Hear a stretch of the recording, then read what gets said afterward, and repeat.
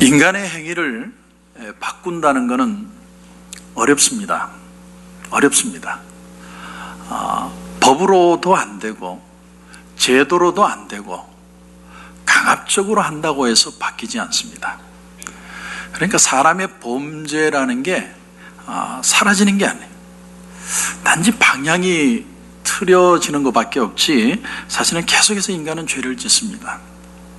마치 뭐와 같으냐면 풍선의 한쪽을 이렇게 꽉 잡으면 다른 쪽으로 바람이 확 이렇게 부풀어 오는 것처럼 이 인간의 문제도 우리의 모든 문제는 어느 곳을 잡으면 어느 쪽으로 쏠릴 뿐이지 법의 문제도 아니고 제도의 문제도 아니고 이것은 인간의 문제라는 거예요. 인간의 문제.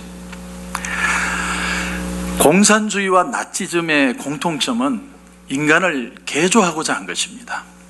그래서 개조하기 위해서 어떻게 했냐면 불량품을 죽였어요. 자기들이 생각하는 불량품. 그 목적을 이루기 위해서 공산주의 사회는 새로운 인간을 만드는 new man, 새로운 인간을 만들기 위해서 거기에 떨어지는 사람들을 죽입니다. 그래서 여러분 스탈린도 그랬고 중국도 그랬고 캄보디아도 그렇고 독일도 마찬가지고 여러분 유태인만 독일이 죽인 게 아니라 그 집시들 또 지체장애인들 다 죽여버렸습니다. 부르조아 지식인 킬링 필드가 뭡니까? 인간을 개조할 목적으로 그게 맞지 않는 캄보디아에 있는 지식인들을 다 죽인 거예요. 사람을 바꾸자. 새로운 인간을 만들어 보자. 그렇게 해서 그게 미치지 못한 사람들을 다 죽였는데 근데 그렇게 해서 사람이 정말 새로워졌느냐? 천만의 말씀. 새로운 사람은 없습니다.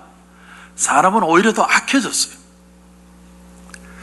이 스탈린 시대에 아주 유명한 농담이 있습니다. 스탈린이 어느 날 자기 운전수와 같이 어디를 가다가 운전수에게 질문을 했어요. 동무는 혁명을 하고 나서 자네의 삶이 나아졌다고 생각하나? 그러니까 이 운전수가 뭐라고 대답을 했냐면 저는 혁명 전에는 양복이 2벌이었는데 혁명하고 난 뒤에 내가 양복이 1벌이 됐습니다. 그러니까 혁명 전이 낫다고. 그러니까 스탈린이 화가 난 거예요. 그래서 그런 소리 하지 말라고. 자네는 1벌이라도 양복이 있지만 아프리카 사람들은 다 벗고 다닌다고. 그랬더니 기사가 하는 말이 아니 그 사람들은 언제 혁명을 했냐고. 언제 혁명을 해가지고 다 벗고 돌아다니냐고. 여러분 이게 자본주의의 농담이 아니고요. 공산주의 시대의 러시아 사람들의 농담이에요. 그들이 보니까 정말 웃기거든요. 모두를 잘 살게 해준다고 했는데 모두 다 가난해졌어요. 그럼 모두를 공평하게 만들어준다고 했는데 공평하게 부자가 된 게 아니고 공평하게 가난해졌어요. 의도는 좋았는데 의도대로 된 게 없습니다. 사람은 어떤 존재냐면 자기의 노력의 결과를 본인이 얻어서 먹을 수 있도록 만들어야 열심을 내는 존재. 농사를 열심히 지어서 그 열매를 내가 가지게 만들어주면 밤낮 가리지 않고 사람은 일을 합니다. 근데 그게 아니고 내가 수고한 결과를 나라가 가져가고 사회가 가져가니까 열심히 일할 필요가 없는 거예요. 그래서 저도 동부 유럽 그 공산국가권의 국가를 여행한 적이 있는데 저는 공산주의 국가를 가면 저는 38선을 생각했어요. 38선처럼 막 이렇게 철책이 쳐져 있고 막 타도 파쇼 이런 게 있는 줄 알았는데 가보니까 그림처럼 아름다워요. 아무도 자연을 개발 안 하니까 기가 막히게 아름다워요. 공산주의 국가는 땅은 넓은데 식량은 부족하고 산에 나무는 많은데 이상하게 종이도 부족하고 휴지도 부족하고 땅에 자원은 많은데 석탄도 많고 석유도 많은데 겨울에 땔감이 부족해. 이상해요. 왜 그렇습니까? 인간의 본성에 어긋나는 방법으로 이상적인 사회를 만들려고 했기 때문에 그래요. 오히려 공산주의는 사람들을 게으르게 만드는 데는 일조했는지 모르지만 사회나 사람들의 생각과 가치의 발전에 있어서는 후퇴시키고 말았습니다. 저희 교회가 이제 지지난주부터 독서 클럽을 합니다. 화요일 저녁에 하는데, 지난 주간에 팀 켈러의 내가 만든 신이라는 책의 두 번째 챕터를 보다가 확 꽂힌 말이 있어요. 무슨 말이냐면, 눈을 떠보니 레아였다. 눈을 떠보니까 레아였다. 그 말에 확 꽂혀가지고 막 이야기꽃을 막 피웠습니다. 무슨 말이냐면, 야곱이 라헬이라는 여자를 사랑해서 7년을 하루같이 열심히 일했는데, 결혼하고 나서 그 다음 아침에 눈을 떠보니까 레아라는 여자가 있더라는 거예요. 이 말을 팀 켈러 목사님이 이렇게 표현을 했습니다. 우리 희망을 어디에 걸든 아침에 눈 떠보면 라헬이 아니라 레아다. 이 팀 켈러 목사님이 아주 미모의 셀리라는 여자를 상담한 적이 있었답니다. 상담을. 그 외에 태어나올 때부터 우월한 인자를 가진 사람들 있잖아요. 여자가 키도 큰데 얼굴도 이쁘고 거기에 인텔리하기까지 합니다. 제가 하루는 저희 집사람에게 신세한탄을 했어요. 나는 다리가 짧고 다리가 거기다가 굵다고 얼마나 슬픈지 모르거든. 그러니까 저희 집사람이 하는 말이, 목사님은 팔도 짧아요. 아니, 나는 위로받으려고 얘기했는데, 예수님의 유명한 말씀이 있죠. 자기 집안의 식구가 왼수니라. 왼수가 멀리 있는 게 아니에요. 근데 아무튼 이 셀리라는 여성이 어떤 여자였냐면, 어떤 남자든 사랑에 빠지지 않으면 자신이 무력하다고 느끼는 거예요. 어떤 공간에도 어떤 시간에도 꼭 남자가 있어야만 하는. 팀 켈러 목사님이 이런 해석을 했습니다. 하나님만이 주실 수 있는 깊은 애정과 수용을 남자에게서 찾으려 했기 때문이죠. 때로는 이 아리따운 녀석이 아주 폭력적인 남자에게도 그 관계 속에 있는 걸 봤답니다. 그 속에서 무언가 애정이 있을까 싶어서 삐뚤어진 거죠. 여러분, 성경의 야곱을 보면 야곱의 삶은 언제나 공허했습니다. 아버지가 그를 사랑해 주지 않았어요. 사실은 형을 사랑하는데 아버지 사랑이 없어요. 공허합니다. 거기다 어머니의 사랑을 받는 줄 알았더니 도망자 신세가 되었습니다. 더더욱이나 바단 아람으로 도망을 가다가 하나님을 만나지만 그의 삶에는 하나님으로 채워지지 않는 욕심이 그 자리를 차지합니다. 그런데 그가 도망쳐온 외삼촌 집에서 확 꽂히는 일이 생겼어요. 너무나 미모의 여인 라헬을 보는 순간적으로 뻑이 갔습니다. 죽음의 부정이라는 어네스트 베커의 작품을 보면 이런 얘기를 합니다. 사람은 내면 깊은 곳에 본질적으로 필요한 자존감을 얻기 위해서 사랑의 대상을 찾는다. 무슨 말이냐면, 내가 저 라헬만 내 여자로 만들면 인생은 불행 끝 행복 시작이라고 생각한 거예요. 그래서 내 마음을 채워지지 못한 아버지, 또 아쉬운 이별의 엄마, 또 하나님으로도 만족하지 못하는 그 마음들이 저 여자만 취하면 다 해결이 될 것 같아요. 그 당시 야곱이 결혼하던 시대에는요, 여자들이 앞에 요즘 면사포를 뒤로 제끼지만 그때는 베일로 가렸습니다. 그리고 그날은 기뻐가지고 야곱이 술이 떡이 되도록 마시고 너무 좋아가지고 내 여자인 줄 알고 자고 일어나 보니까 옆에 얼굴이 보이긴 보이는데 라헬이 아니라 레아라는 여자의 얼굴이 탁 순간 들어오는 거죠. 나는 이 여자 만나면 해결될 줄 알았는데 레아를 보는 순간 실망감이죠. 팀 켈러 목사님이 얘기하는 겁니다.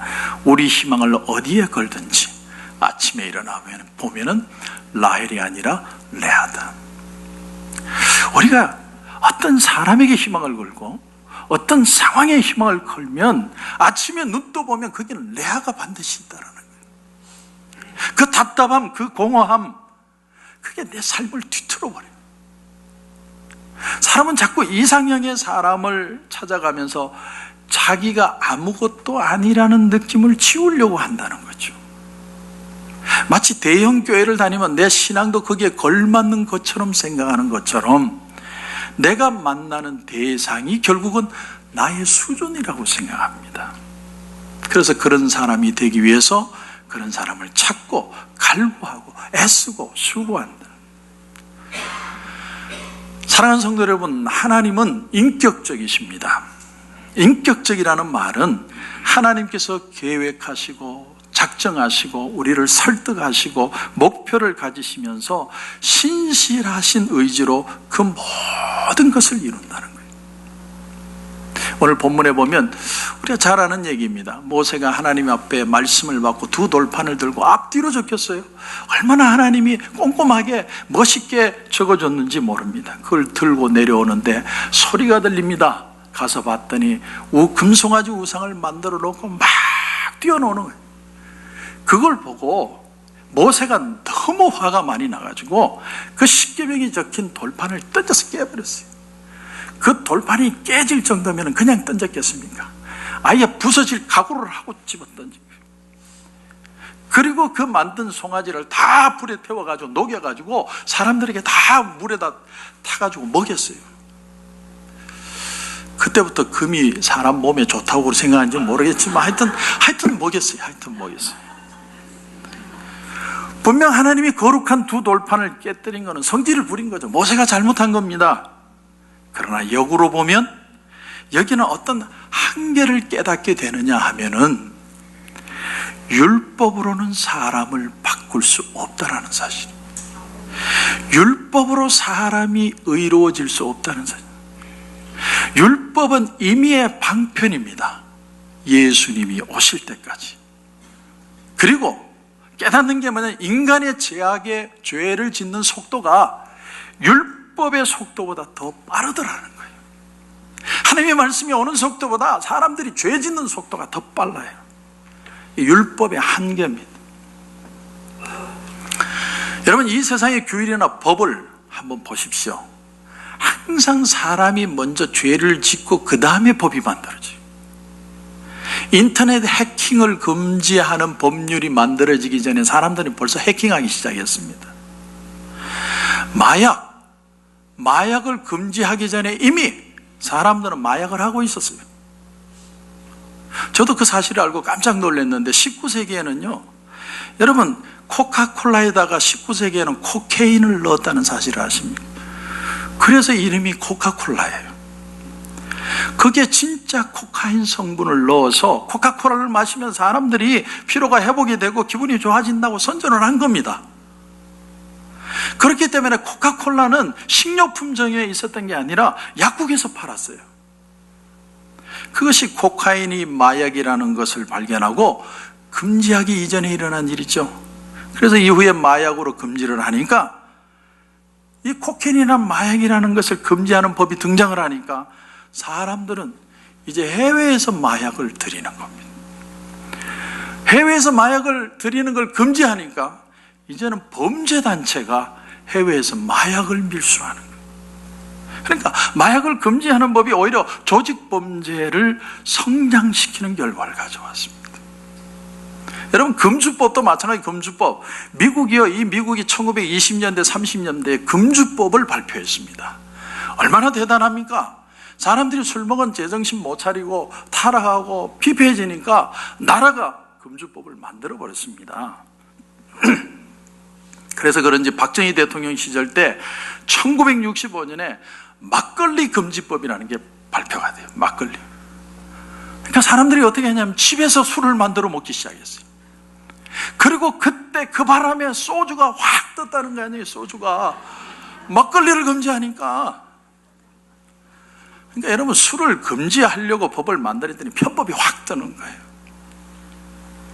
근데 미국이 금주법을 만드니까 제일 덕을 본 나라가 어디냐면 캐나다하고 멕시코.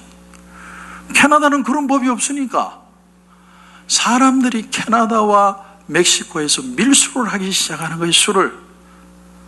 술을 판매하는 건 금지하는데 술을 수입하는 것은 불법으로 여기지 않으니까. 이런 모순이 어디에 있습니까? 그러나 술을 금지하게 하니까 범죄단체가 우죽순처럼 성장을 해서 오히려 사회에 더 실리보다 부실하고 잘못된 것이 많이 나타나니까 금주법을 취소하게 된 거예요. 그러니까 좋은 의도에서 법을 시작한 것인데 그것으로 인해서 더 범죄가 많아지고 더 사회가 문란해지고 더 사회가 복잡해지기 때문에 차라리 금주법을 없애는 게 낫다. 한국에서도 그런 일이 있었죠.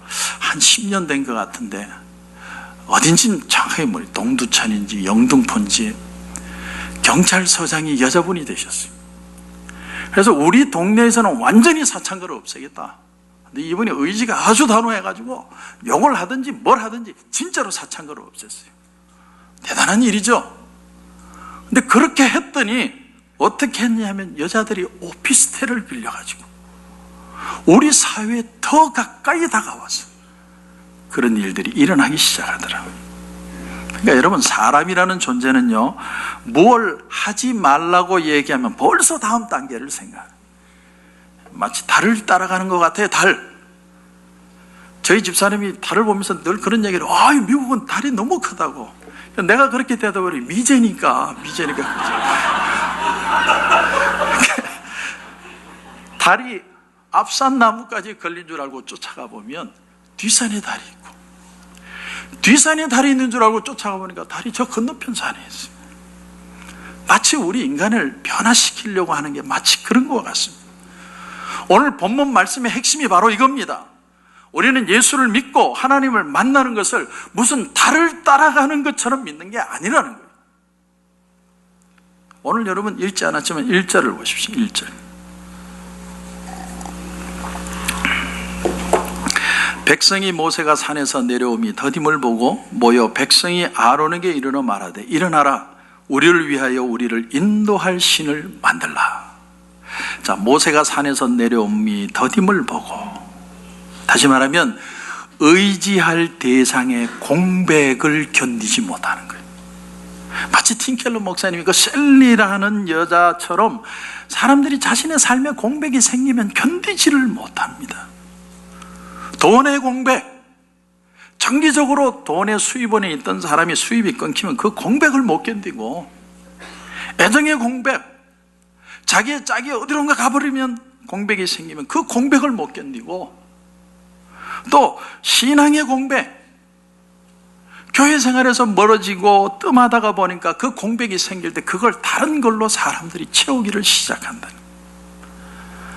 모세가 산에서 내려와 보니까 모세를 대신할, 그 과정에서 하나님이, 여호와 하나님을 대신할 만한 그들이 필요한 거예요. 금송아지는 그래서 나타난 겁니다. 사람들은 때로는 이런 공백 상태가 올 때 우리가 그때 이겨내야 될, 견뎌내야 될 시간이 있습니다. 그러면 오늘 말씀은 뭘 말씀하고 있는가 하면, 비록 모세가 화가 나서 율법의 그 말씀을 던져 깨뜨려 버렸지만 영적으로 볼 때는 율법은 백성들에게 전하기도 전에 깨뜨려졌다는 아주 상징적인 사건이에요. 율법은 그리스도가 오시기 전까지는 가디언과 같아요. 그걸 성경은 몽학선생이라고 표현합니다. 그래서 갈라디아서 3장 23절에 보면 믿음이 오기 전에 우리가 율법 아래 매인바되고 계시될 믿음의 때까지 갇혔느니라. 이같이 율법이 우리를 그리스도에게로 인도하는 몽학선생이 돼요. 몽학선생이, 티처가 돼요. 우리로 하여금 믿음으로 말미암아 의롭다함을 얻게 하려 함이니라. 그러니까 예수를 만나기 전에 인간, 예수를 만나기 전에 인생이라는 건 다 답답한 삶에 갇혀 있는 거예요. 내가 내 가정을 행복하게 만들고 내가 좋은 직장을 가지고 돈을 많이 벌면 이게 해결될 것 같은데 해결되지 않아요. 그래서 예수님이 오셔서 인간을 구원하시기 위하여 죽어주신 거예요. 십자가의 죽음이 없으면 우리를 이 답답함과 공허함과 죄의 틀에서 벗어나게 할 존재가 아무도 없기 때문에. 그래서 갈라디아서 5장 1절에서 사도 바울이 말하는 겁니다. 그리스도께서 우리로 자유케 하려고 자유를 주셨으니 그러므로 굳세게 서서 다시는 종의 멍에를 매지 말아라. 공산주의 사회는 수천만 명을 죽여서 새로운 인간을 만들려고 했지만 오히려 더 악화시켰습니다. 그런데 예수님이 오셔서 세상 모든 사람들의 죄를 지고 예수님이 죽으시고 예수님 한 분만이 희생을 당하여서 우리를 진짜로 자유하게 만들어 주셨습니다. 하나님이 예수 그리스도를 통해서 사람을 새 사람으로 만들기로 원합니다. 그걸 우리는 성경에서 born again 한다고 표현합니다. 사람은 세상에서 거듭나는 게 새로워지는 게 아니라 하늘로부터 새로워져야 돼요. 그걸 새로운 피조물이라고 그래요. 예수 그리스도를 통해서 새롭게 태어나야 사람은 진짜로 변할 수 있습니다. 그러므로 여러분 잘 들으십시오. 인간은 인간 스스로 변화되지 않습니다. 아무리 가르쳐도 그 가르침으로 사람이 변하는 게 아닙니다. 법으로 가둘 수는 있지만 사람을 근본적으로 변화시키지는 못합니다. 내 속에요, 이 죄성이 이글거려요.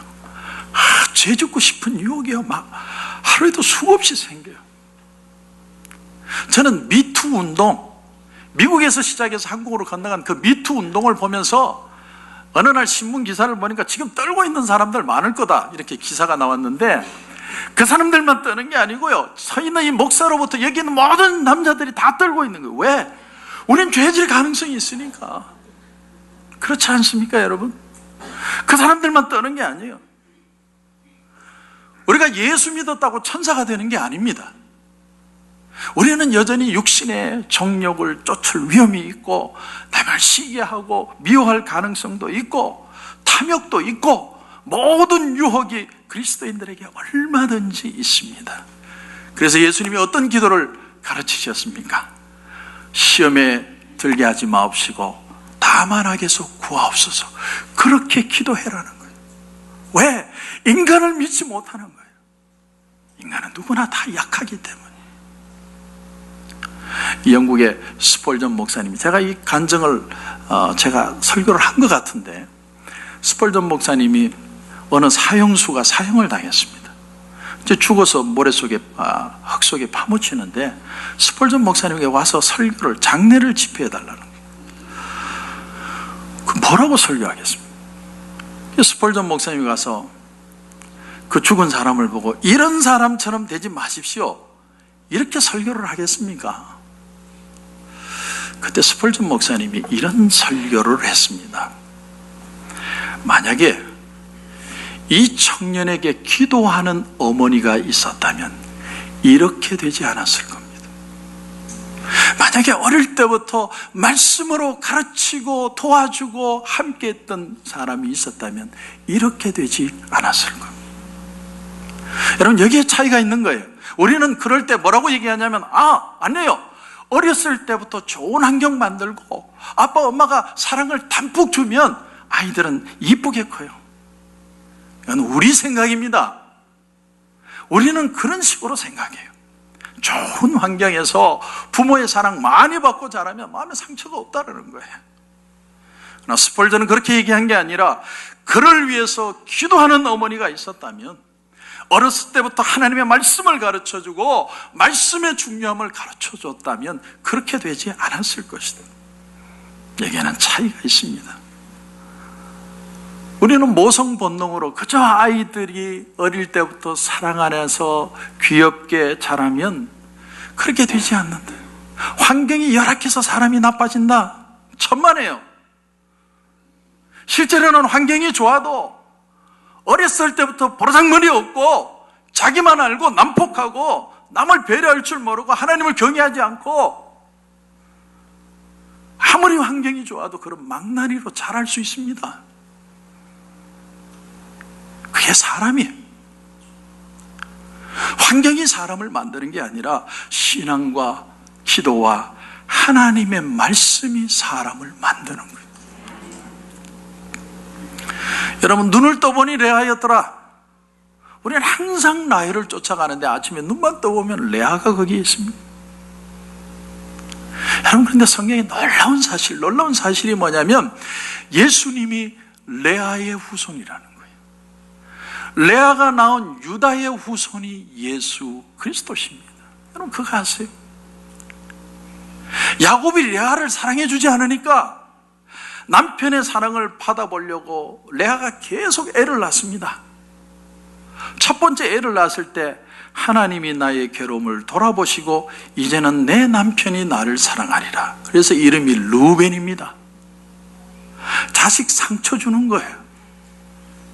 그 다음에 또 아이를 낳고 이름을 보니까 여호와께서 나의 사랑받지 못함을 들으셨느니라. 시몬. 셋째 아들, 이제 남편이 나를 사랑할 끼다. 레위. 전부 남편 사랑에 대한 아쉬움밖에. 그리고 그런 이름으로 불리는 자식은 얼마나 어릴 때부터 상처를 받았겠습니까? 네 번째 아들을 낳을 때 달라집니다. 레아가 이렇게 고백해요. 내가 이제는 여호와를 찬송하리이다 하고 이로 말미암아 그가 그의 이름을 유다라 하였더라. 이 말을 보면요, 남편이라든지 아이에 대한 말이 전혀 없어요. 다시 말하면 내 마음에 가장 깊은 희망을 남편과 자식에게 가지는 게 아니라 내 그 희망을 하나님께로 드린다는 거예요. 하나님, 여호와 하나님. 남편 야곱, 아빠 라반은 내 마음에 상처를 줬지만 나는 마음을 이제 남자가 아니라 하나님께 돌린다. 그때 하나님이 그의 인생을 찬양하게 만드십니다. 하나님이 찬양하게 만드시니까 레아가 마음에 진정한 만족을 얻었어요. 그래서 하나님을 찬양했더라. 그 이름이 유다입니다. 이 셀리라는 여인, 이 여인이 어느 날 남자가 없으면 마음에 만족을 못 느끼고 무력감에 빠지는데 어느 날 이 여인이 성경 말씀을 보다가 문득 골로새서 3장 말씀을 보게 됩니다.